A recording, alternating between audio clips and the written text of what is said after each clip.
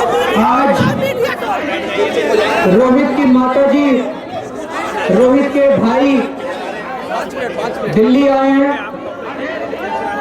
मैं सोच रहा था आज उन्हें दुख की घड़ी के अंदर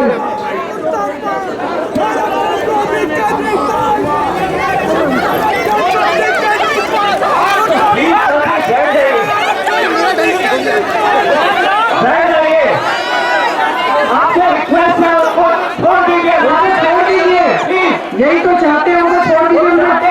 उनको बोलना, फ्रीडम ऑफ स्पीच की बात कर रहे हैं और उनको बोलने नहीं दे रहे हैं। ये ठीक नहीं, उनको भी बोलने का अधिकार है पूरा, उनको भी हमारे खिलाफ आवाज उठाने का अधिकार है अगर हम कुछ गलत करते हैं तो। उनको छोड़ दीजिए। वो कह रहे हैं आरक्षण विरोधी केजरीवाल मुर्दाबाद। मुझे ये समझ नहीं आता कि मैंने आरक्षण के विरोध में कब बोला था। मैंने हमेशा बोला है कि आरक्षण जरूरी है। आज हमारे देश के अंदर समाज के कुछ हिस्से ऐसे हैं जिनके ऊपर सदियों से अत्याचार किया गया। अगर हमें उन सब लोगों को बराबरी का हक दिलाना है तो जो आज आरक्षण की प्रथा है उसको हमें कायम रखना पड़ेगा।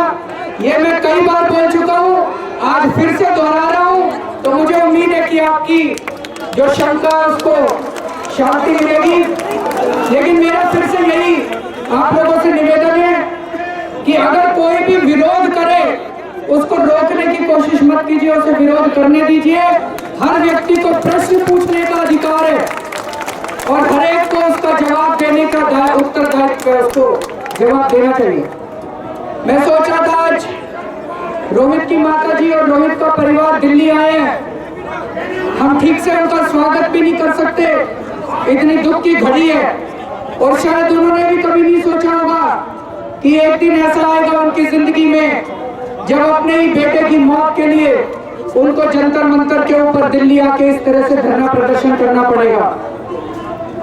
रोहित ने आत्महत्या की, हम सब लोग जानते हैं कि किस तरह से केंद्र के अंदर बैठे हुए दो मंत्रियों के लगातार हस्तक्षेप और लगातार दबाव डालने की वजह से उनकी यूनिवर्सिटी ने रोहित और उनके साथियों को सस्पेंड किया।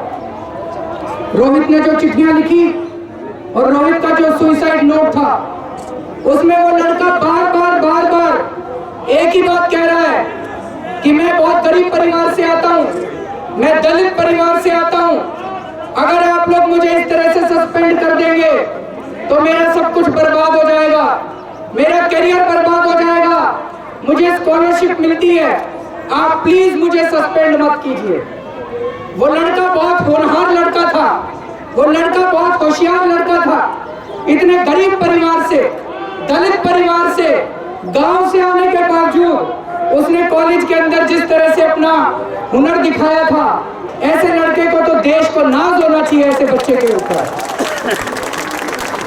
जिस बच्चे को हमारे समाज, हमारे देश, हमारे नेताओं को सर आंखों के ऊपर उठा लेना चाहिए था, ऐसे लड़के को हमारे समाज ने, हमारी व्यवस्था ने और हमारे मंत्रियों ने आत्महत्या करने के लिए मजबूर किया। ये बड़े दुख की बात है। लेकिन ज्यादा दुख की बात यह है कि पूरे देश के अंदर इतने बड़े आंदोलन के बावजूद आज भी केस रजिस्टर हुआ है, लेकिन उन दोनों मंत्रियों से एक बार पूछताछ भी नहीं की गई है, एक बार पूछताछ भी नहीं की गई है।